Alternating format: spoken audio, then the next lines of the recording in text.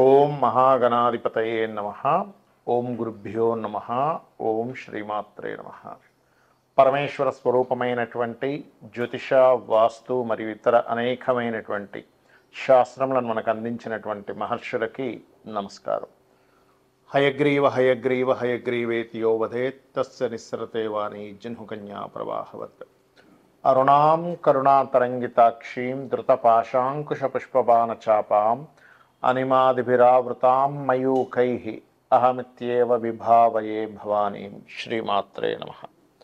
ప్రేక్షకులకి ఆ లలితాంబిక అమ్మవారి యొక్క అనుగ్రహం పరిపూర్ణంగా కలగాలని మనస్ఫూర్తిగా కోరుకుంటూ, మనకి రాబోయే కొత్త సంవత్సరంలో ప్రతి లగ్నము వారు, లగ్నం తెలియని వారు, రాశివారు ముఖ్యంగా ఈ 5 విషయాలు గనక మీరు పాటించగలిగితే మీకు ఎన్ని లాభాలు ఉంటాయి అంటే, మనందరికీ కావాల్సిన మేజర్గా ఏవైతే ప్రాబ్లం పడకుండా ఉంటామో ఆ లాభాలన్నీ ఉంటాయి. ఏమిటవి?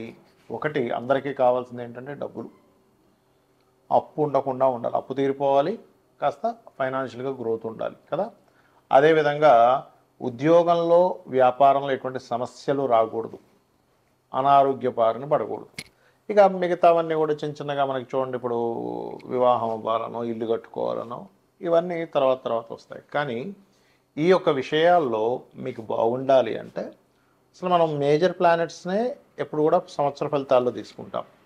ఈ మేజర్ ప్లానెట్స్ కానివ్వండి, మీకుండేటువంటి సహజంగా ఫలానా లగ్నంలో ఒక జీవుడు జన్మించాడు అంటే పర్టికులర్గా ఆ జాతకుడు, అమ్మాయి కావచ్చు అబ్బాయి కావచ్చు, ఏ పరిహారం, ఏ దేవతను ఆరాధిస్తే బాగుంటుంది, ఈ సంవత్సరంలో మీరు ఏ దేవతను ఆరాధించాలి, ఎటువంటి పదార్థాలను గోవుకు తినిపించాలి, ఏ గ్రహం దగ్గర దీపారాధన చేయాలి అనేటువంటి విషయాలను ఒక్కొక్కటిగా చెప్పుకుందాం. ఈ యొక్క విషయాలు చెప్తుంది నేనైనప్పటికీ కూడా చెప్పిస్తుంది సాక్షాత్ లలిత అమ్మవారిగా భావిస్తూ తెలుసుకుందాం.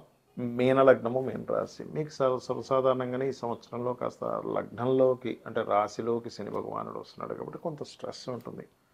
రాశిలోకి శని వస్తున్నాడు, ఏంటో అని ఏమీ లేదు, గుర్తుపెట్టుకోండి. ఇక్కడ ఏంటంటే మీరు పర్టికులర్గా కొన్ని బద్ధకంతోనో లేకపోతే కొన్ని విషయాల్లోని మీరు ఏదైతే సరైనటువంటి ఇది చేయరో అక్కడ ఇబ్బంది అనేటువంటిది క్రియేట్ అవుతుంది, గుర్తుపెట్టుకోండి. అలాగే ధనాధిపతి, ధనాన్ని ఇచ్చే కారకుడు కుజుడు అవుతాడు కాబట్టి మీరు ఎక్కువగా నరసింహస్వామి యొక్క ఆరాధన చేస్తూ రవి గురుగ్రహాల దగ్గర దీపారాధన చేయండి. కుజగ్రహం దగ్గర కూడా రవి, గురు, కుజగ్రహం ఈ 3 గ్రహాల దగ్గర దీపారాధన చేయండి, ఖచ్చితంగా బాగుంటుంది. దీనివల్ల ఏమవుతుందంటే ఏలినాటి శని, జన్మంలో ఉండేటువంటి ఏలినాటి శని యొక్క ప్రభావం చాలా మటుకు తగ్గుతుంది. అలాగే ఇక్కడ పూర్వజన్మ కర్మకారకుడు కూడా మీకు పాజిటివ్ ఫలితాలు ఇవ్వడానికి అనుకూలిస్తాడు.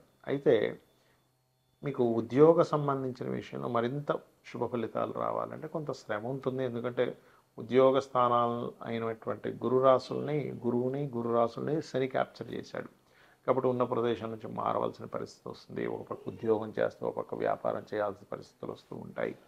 బట్ మీరు ఒకటే గుర్తుపెట్టుకోండి, శని భగవానుడి దగ్గర కనుక దీపారాధన నిత్యము శనివారాలు లేనట్లయితే రోజు కనుక మీరు దీపారాధన చేసినట్లయితే ఖచ్చితంగా మీరు ఇంప్రూవ్మెంట్స్ చూస్తారు, అందులో ఎటువంటి సందేహం లేదు. అలాగే మీరు అనారోగ్య సమస్యలు రాకుండా ఉండాలంటే ఎక్కువగా మీరు గౌరీదేవి యొక్క ఆరాధన చేసుకోవడము, మీరు జూన్ తర్వాతే వివాహ ప్రయత్నాలు చేయడం మంచిది, ఎందుకంటే రాహుకేతువులు మారతారు. అలాగే మరొక విషయం ఏంటంటే గవర్నమెంట్ వ్యక్తులకి అప్పులు ఇవ్వకండి జూన్ తర్వాత, ఎందుకంటే 6లో కేతు వెళ్తున్నాడు. అలాగే పూర్వజన్మల్లో ఉన్నటువంటి కొన్ని ఏవైతే కర్మలు ఉంటాయో, కొంతమందితో డిస్ట్రాక్ట్ అయ్యేటువంటిది ఉంటుందో అది జరుగుతూ ఉంటుంది పూర్వజన్మల్లో చేసిన కొన్ని విషయాలు ఏవైతే ఉంటుంటాయో. అలాగే మరొక విషయం ఏంటంటే ఇక్కడ వ్యాపార లాభాలు ఎక్కువగా రావాలి అని అనుకుంటే కనుక మీరు గోవుకి బెల్లము, తీపి చపాతీలు 2 కలిపి పెడుతూ ఉండండి. ఖచ్చితంగా మీకు వ్యాపార అభివృద్ధి కలిగి తీరుతుంది, అందులో ఎటువంటి సందేహం లేదు. అదేవిధంగా కాస్త మీకు 12వ స్థానంలోకి రాహు కూడా వెళ్తున్నాడు కాబట్టి విదేశాలు వెళ్ళాలనుకునేటువంటి వారికి అనుకూలత ఉంటుంది.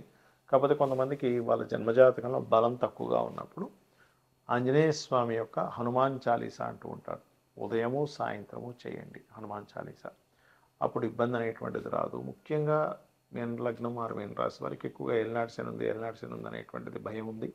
ఒకటే గుర్తుపెట్టుకోండి, ఏలినాటి శని ఉన్నా, అర్ధాష్టమి శని ఉన్నా, అష్టమి శని ఉన్నా ఏమీ భయపడక్కర్లేదు. అనేవి శత్రువు కాదు, మనకు ఒక విషయం నేర్పించడానికి వస్తారు. కాబట్టి ఎక్కువగా మీరు నిద్రపోవడం ఎక్కువగా చేయకండి. కాస్త నిత్యము దీపారాధన చేయడము, ఏదైనా ఆలయాలకు నిత్యము వెళ్తూ ఉండండి, అన్ని విధాలా బాగుంటుంది. అయితే చాలామందికి జాతకాలు ఉండవు. డేట్ ఆఫ్ బర్త్ రాయరు వాళ్ళ పెద్దవాళ్ళు, లేకపోతే డేట్ ఆఫ్ బర్త్ రాస్తే టైం రాయరు, దానివల్ల లగ్నం తెలియదు. అలాంటి వారు చాలామంది నన్ను అడుగుతున్నారు, ఏమండి మాకు మరి జాతకం రాయలేదు, ఒకప్పుడు మా రాసి ఏంటో లగ్నం ఏంటో ఏ మహాదశ నడుస్తుందో మేము ఏం చేసుకోవాలో తెలియట్లేదు అని అన్నప్పుడు ఒకటే గుర్తుపెట్టుకోండి. చిన్న టెక్నిక్ చెప్తాను ఈ వీడియోలో మీకు. వారం మొత్తంలో ఏ వారం మీకు బాగుంటుందో చూసుకోండి. వారం మొత్తంలో ఏ నక్షత్రాలు మీకు బాగుంటున్నాయో చూసుకోండి. అంటే ఏ నక్షత్రం రోజు మీకు బాగా కలిసి వస్తుంది. అది రవి నక్షత్రాల, చంద్ర నక్షత్రాల, కుజ నక్షత్రాల, శని నక్షత్రాలు ఇలా ఉంటాయి. లేదా వారం అయితే మీకు ఈజీగా ఉంటుంది, నక్షత్రాలు అంతా మీకు తెలియదు కాబట్టి.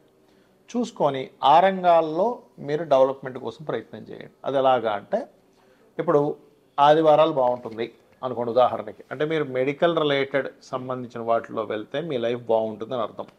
దీనికి మీకు జాతకం తెలియాల్సిన అవసరం కూడా, ఎందుకంటే మీకు సూర్య భగవానుడు బాగుంటేనే ఆదివారాలు బాగుంటాయి. లేదా 1వ తేదీ, 19వ తేదీ, లేకపోతే మనకి చూడండి 10వ తేదీ, ఈ తేదీల్లో కూడా బాగుంటుంటుంది. అంటే దాని అర్థం మీకు తెలియకపోయిన జాతకం మీకు ఎక్కడో రవి బాగున్నాడు.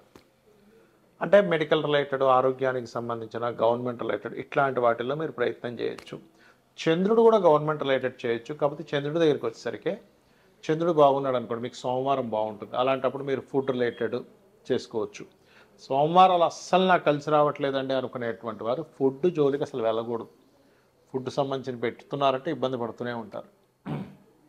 అలాగే మరొక విషయం ఏంటంటే, ఇక్కడ ఈ యొక్క ప్రయాణాలకు సంబంధించింది, ఫుడ్ రిలేటెడ్ సంబంధించినవి ఇవి బాగుంటాయి. ఏది మీకు సోమవారం బాగుంటాయి. లేదా 2వ తేదీ, మీ 2 వచ్చేది ఏదైనా 2, 11, 20, 29 ఇవన్నీ అంటే 2 అంకె వచ్చే రోజులు మీకు బాగుందంటే చంద్రుడు బాగున్నాడు అర్థం మీ జన్మ జాతకంలో. మరి దీనికి మనం రత్నం పెట్టుకోవడానికి కూడా ఆపాదించవచ్చా అంటే కొంతవరకు ఓకే, కానీ రత్నం ఎప్పుడైనా ఎవరైనా పెట్టుకోవాలంటే ఖచ్చితంగా మీరు మీ యొక్క డేట్ ఆఫ్ బర్త్ ఉండాలి, టైం ఉండాలి, మీకు ఏ గ్రహం బలంగా ఉందో చూసుకోవాలి. దీనివల్ల కొంత రిజల్ట్ తెలుసుకోవచ్చు, బట్ అక్యురేట్గా అంటే అది చూసుకోవాలి. అలాగే దేవతారాధన కావచ్చు, రెమెడీస్ కావచ్చు, మీ పర్సనల్ చార్ట్ ఉండాలి. బట్ మీకు ఇది దీనికోసం చెప్తున్నా. అదేవిధంగా మీకు ఒకవేళ మంగళవారాలు బాగున్నాయి, ల్యాండ్స్ బిజినెస్లు చేయొచ్చు. బుధవారాలు మా బాగా అనిపిస్తుందండి అన్నప్పుడు మీడియేటింగ్ చేసి ఏమైనా చేయొచ్చు. బ్రోకరైజేషన్, మీడియేటింగ్ చేస్తుంటారు అట్లాంటివి. బుధవారం బాగా కలిసి వస్తుంది అనుకోండి, షేర్ మార్కెట్ కూడా కలిసి వస్తుంది. కాకపోతే అది లాంగ్ టర్మ్, డైలీ ట్రేడింగ్ కాదు. అదేవిధంగా గురువారాలు బాగున్నాయండి, నాకు ఎప్పుడు గురువారం బాగా కలిసి వస్తుందండి, నాలుగు డబ్బులు వస్తాయండి, నాకు పేరు వస్తుందండి అంటూ ఉంటారు. అలాంటి వారు టీచింగ్ లైన్స్లోకి వెళ్ళినా, కన్సల్టెన్సీ లైన్స్లోకి వెళ్ళినా చాలా బాగుంటుంది. ఇక శుక్రవారాలు కొంతమందికి బాగా కలిసి వస్తుంది. అలాంటప్పుడు వాళ్ళు మ్యారేజ్ బ్యూరోస్, బ్యూటీ రిలేటెడ్, లేకపోతే ఏదైనా అందానికి సంబంధించింది, బ్యూటీకి సంబంధించినటువంటివి, ఫ్యాషన్ రిలేటెడ్ సంబంధించినటువంటివి, వివాహ శుభకార్యాలకు సంబంధించిన, బట్టలకు సంబంధించినవి కూడా శుక్రచంద్రులు పనికొస్తాయి. అంటే శుక్రవారం అండ్ సోమవారం కూడా పనికి వస్తుంది. మరి కొంతమందికి ఐరన్ ఆయిల్ బిజినెస్లు చేస్తారు, శనివారం బాగుంటుంది వారికి. అందుకే వాళ్ళకి ఐరన్ ఆయిల్ వీటి మీద డబ్బులు వస్తాయి చక్కగా. అదేవిధంగా మరి అయిపోయాయి కదండి, మనకేమో 7 రోజులు చెప్పారు, గ్రహాలేమో 9 కదా అంటే, రాహుకి సంబంధించిన సాఫ్ట్వేర్స్ ఏమైనా ఉంటే కనుక మీకు రాహు బాగున్నాడంటే శనివారం కలిసి వస్తుంది, కేతు బాగున్నాడంటే మంగళవారం కలిసి వస్తుంది. అది ఎందుకంటే కుజవత్ కేతు, శనివత్ రాహు అన్నారు కాబట్టి. మరి చాలామందికి ఉన్న అపోహ ఏమిటంటే, ఇంకొకటి వాళ్ళకి జాతకాలు ఉండవు కానీ ఏలినాటి శని నడుస్తుందేమో అని అనుమానంలో ఉంటారు. ఎందుకంటే జాతకం లేదుగా, ఏలినాటి శని ఏమో అందుకే ఇలా అవుతుందేమో అని ఒకటే గుర్తుపెట్టుకోండి. ఏలినాటి శని అనే కాన్సెప్ట్ ఎప్పుడు కూడా మిమ్మల్ని స్లో అవుతాయి పనులు, అంతేగాని మీ విజయానికి ఎక్కడ ఆపడు. నేను ఈ విషయంలో 10 ఏళ్ళ నుంచి చెప్తున్న ఉదాహరణ.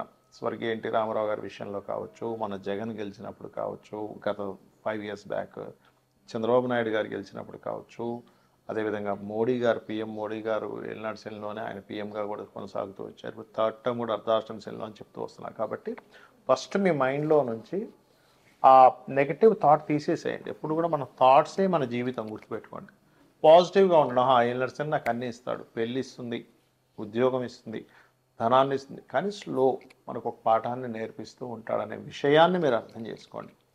అలాగే మరొక విషయం ఏంటంటే, ఇక్కడ మీరు అందరికీ ఏలినాడు శని, అర్ధాష్టమి శని, అష్టమి శని ఇబ్బంది పెట్టాలని కూడా రూల్ లేదు. మీ కర్మ మీ యొక్క మహాదశ అంతర్దశని బట్టి ఉంటుంది. ఇవేమీ కాదు, నాకు అసలు ధనయోగాలే లేవు, ధన సంబంధమైనటువంటి విషయాలు నేను బాగా కలిసి రావాలనుకుంటున్నాను, ఏం చేయాలంటే యంత్రాలు ఉంటాయి దానికి. అంటే లక్ష్మీదేవికి సంబంధించిన ఒక యంత్రం పెట్టుకొని నిత్యము దానికి సంబంధించినటువంటి కొన్ని విధి విధానాల్లో కనుక ఆ యంత్రానికి శక్తిని చేకూర్చి కనుక చేయగలిగితే కూడా మీకు మీ కర్మలో, మీకు పూర్వజన్మలో చేసుకున్నటువంటి కర్మలో లేకపోయినా ఇప్పుడు చేసేటువంటి ధార్మికంగా ఇప్పుడు మీరు భక్తి శ్రద్ధలతో చేసేటువంటి పూజాది కార్యక్రమాల వల్ల కూడా అమ్మవారు అనుగ్రహిస్తుంది.